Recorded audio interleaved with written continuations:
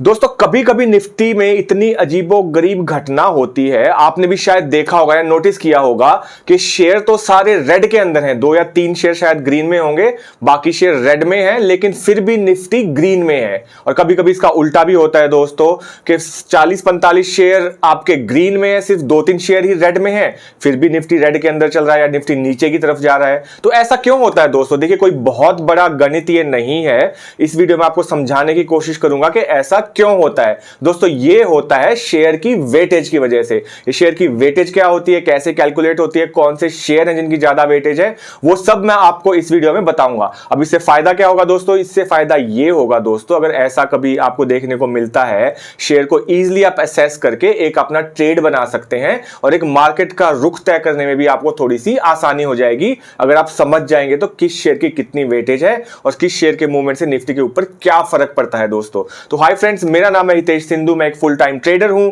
और ये मेरा चैनल है बंबई बुल, जिसपे बहुत ही आसान और सरल भाषा में मैं आपको समझाने की कोशिश करता हूं कि शेयर मार्केट आखिर है क्या, कैसे आप इसमें ट्रेड ले सकते हैं, क्या शेयर मार्केट में उतार चढ़ाव रहते हैं, ये सब मैं आपको बताने की कोशिश करता हूं। अगर पहली बार आप इस चैनल पे आए हैं तो प्लीज आप लोग सब्सक्राइब कर लीजिए। आप लोग सब्सक्राइब करेंगे तो आपकी नॉलेज थोड़ी सी शेयर मार्केट के बारे में बढ़ जाएगी दोस्तों। तो वेटेज का मतलब मैं आपको एक एग्जांपल देके समझाने की कोशिश करता हूं, एक उदाहरण देके समझाने की आपको कोशिश करता हूं कि वेटेज का क्या फर्क पड़ता है और इसका मतलब क्या होता है। दोस्तों वेटेज का मतलब आप ये लगा लीजिए, मान लीजिए आपके पास 10 किलो पत्थर हैं और इसके अंदर पत्थरों की संख्या भी 10 ही है, लेकिन कोई पत्थर छोटा है, कोई पत्थर बड़ा है, ये एक जैसे पत्थर नहीं है। तो इसका साफ मतलब है कि कोई पत्थर मान लीजिए 2 किलो का हो सकता है, कोई पत्थर 3 किलो का हो सकता है, कोई 500 ग्राम का हो सकता है, कोई 100 ग्राम का हो सकता है, लेकिन इनका टोटल वजन 10 किलो ही है।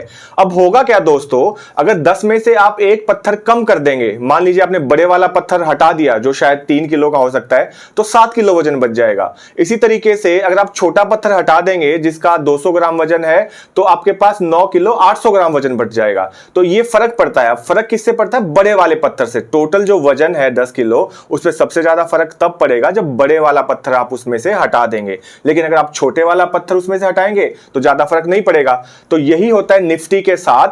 जो बड़े वाले पत्थर हैं, जो बड़े वाले शेयर हैं, उसमें आ जाते हैं आपका रिलायंस, उसमें आ जाता है आपका एचडीएफसी, उसमें आ जाता है आपका एचडीएफसी बैंक। वो भी मैं आपको बताऊंगा किसका कितना वेटेज है निफ्टी के अंदर। तो अगर ये शेयर गंदा परफॉर्म करेंगे, मान लीजिए किसी दिन रिलायंस, एचडीएफसी बैंक या इंफोसिस, ये 4-5 शेयर रेड में होंगे, बाकी सारे शेयर ग्रीन में होंगे, तो भी निफ्टी नीचे की तरफ हो सकता है, क्योंकि इन सारे शेयर्स का 5 या 6 शेयर का वेटेज ही मिला के 60-70% हो जाएगा। तो एक तरफ 70% है, एक तरफ 30% है, तो ऑब्वियसली निफ्टी नीचे की तरफ हो जाएगा। इसी तरीके से मान लीजिए अगर ये 4 या 5 शेयर जो बड़े शेयर हैं, जो बड़ी कंपनी है, जो बड़े पत्थर है निफ्टी के अंदर, वो अगर ग्रीन में होंगे, जिस किसी दिन एचडीएफसी बैंक, आईसीआईसीआई बैंक, इसके बाद आपका एसबीआई, टीसीएस और रिलायंस, अगर ये 4 या 5 शेयर ग्रीन में होंगे, तो बाकी शेयर भले ही रेड में रहें, तब भी निफ्टी ग्रीन में आ जाएगा। तो ये फर्क पड़ता है दोस्तों बड़े शेयर का, छोटे शेयर का और वेटेज का। अब मैं आपको बताता हूं कि किस शेयर की कितनी वेटेज है। टॉप 7 शेयर मैं आपको बताऊंगा जिनकी वेटेज निफ्टी में बहुत ज्यादा है। अगर इनमें से कोई भी शेयर 5, 6 या 10% भाग जाता है तो अकेला ही निफ्टी को अपने दम पे ऊपर लेके जा सकता है। उसी तरीके से इनमें से कोई शेयर नीचे की तरफ भाग जाता है तो अकेला ही निफ्टी को नीचे की तरफ खींच सकता है। बिना टाइम वेस्ट किए बात करते हैं कि कौन से ये धुरंधर 7 शेयर, 7 निफ्टी के सबसे बड़े कंट्रीब्यूटर। नंबर 1 बहुत आसानी से आप गैस कर सकते हैं, रिलायंस इंडस्ट्रीज। जी हां, 11% हिस्से के साथ, 11% शेयर के साथ रिलायंस सबसे ऊपर बनी हुई है।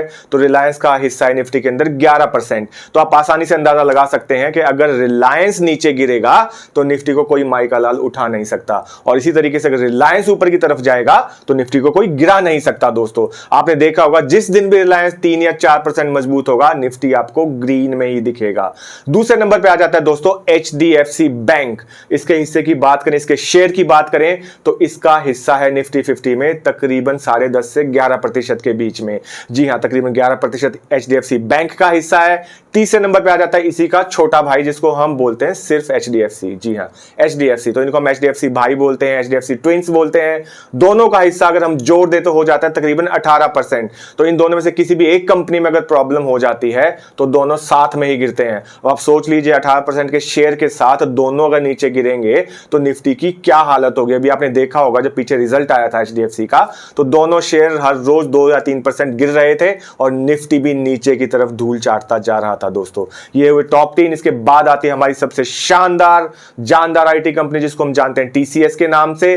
टीसीएस का हिस्सा भी निफ्टी के अंदर है तकरीबन 7%।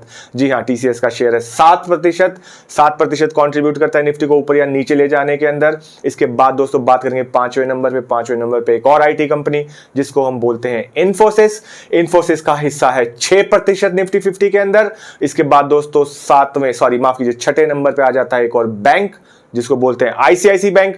5% हिस्सा इसका है दोस्तों निफ्टी 50 के अंदर, 5% शेयर है इसका निफ्टी 50 के अंदर। और 7वें और आखिरी नंबर पे आता है, क्योंकि मैं टॉप 7 की बात कर रहा था, 7वें नंबर पे आ जाता है कोटक महिंद्रा बैंक। ये तीसरा बैंक है टॉप 7 के अंदर। तो आप आसानी से अंदाजा लगा सकते हैं क्योंकि इसका शेयर भी है तकरीबन 5% निफ्टी 50 के अंदर। अब आप आसानी से अंदाजा लगा सकते हैं, कैलकुलेट कर सकते हैं कि अगर बैंक नीचे जाएंगे तो निफ्टी का ऊपर जाना भी मुश्किल है, क्योंकि 3 बैंकों को ही हम जोड़ दें तो आप लगा लीजिए 11% एचडीएफसी बैंक का, उसके साथ एचडीएफसी तो वैसे गिर जाएगा जो दूसरा एचडीएफसी है। अगर ना भी जोड़ें उसको तो 11% एचडीएफसी बैंक का, उसके बाद आपका 5% कोटक महिंद्रा बैंक का, 5% आईसीआईसी बैंक का, तो 20% तो निफ्टी वैसे ही वेटेज के अनुसार नीचे चला जाएगा अगर बैंक नीचे जाते हैं। अब हम बात करें टॉप 7 की, इनका हम टोटल कंट्रीब्यूशन मिला दें दोस्तों, 11% रिलायंस का, 11% एचडीएफसी बैंक का, 7% एचडीएफसी का, इस सारे को मिला दे तो हो जाता है 52%। जी हां, 52%। अब आप इससे अंदाजा लगा सकते हैं अगर टॉप ये 7 शेयर नीचे गिर जाएं और बाकी के 43 शेयर ऊपर चले जाएं तो भी निफ्टी लाल में ही रहेगा। इसी तरीके से अगर ये टॉप 7 शेयर ऊपर की तरफ चले जाएं और 43 शेयर भले ही लाल में पड़े रहें तो भी निफ्टी ग्रीन हो जाएगा। बाकी शेयर आप आसानी से लगा सकते हैं दोस्तों कि 52% सिर्फ 7 शेयर्स में बटा हुआ है। बाकी के जो 43 शेयर हैं, किसी का 2%, किसी का आधा %, किसी का 3%, किसी का 2%, इस तरीके से बटा हुआ है दोस्तों। कितनी बड़ी बड़ी कंपनियां हैं लेकिन उन सिर्फ सबका हिस्सा बाकी के 48% के अंदर ही आ जाता है दोस्तों। तो अब पता लग गया होगा, थोड़ा सा अंदाजा हो गया होगा कि किस तरीके से आप अपना ट्रेड मार्केट में ले सकते हैं। और आपको यह भी पता लग गया होगा अगर 2 या 3 बड़े शेयर रेड में हैं तो मार्केट का रुख रेड की तरफ ही रहेगा, और अगर 2 या 3 बड़े शेयर ग्रीन की तरफ जा रहे हैं, ग्रीन में चल रहे हैं, तो मार्केट का रुख ऊपर की तरफ रहेगा। आई होप आपको मेरे द्वारा दी गई जानकारी पसंद आई होगी। अगर पसंद ना भी आई हो तो प्लीज कमेंट करके मुझे बताइए कि मैं क्या इंप्रूव कर सकता हूं अपने वीडियोस के अंदर। और अगर आपने सब्सक्राइब नहीं किया है तो प्लीज आप लोग सब्सक्राइब कर लीजिए। तो दोस्तों मिलेंगे मेरे अगले वीडियो में, तब तक के लिए नमस्कार, सत श्री अकाल और खुदा हाफिज दोस्तों।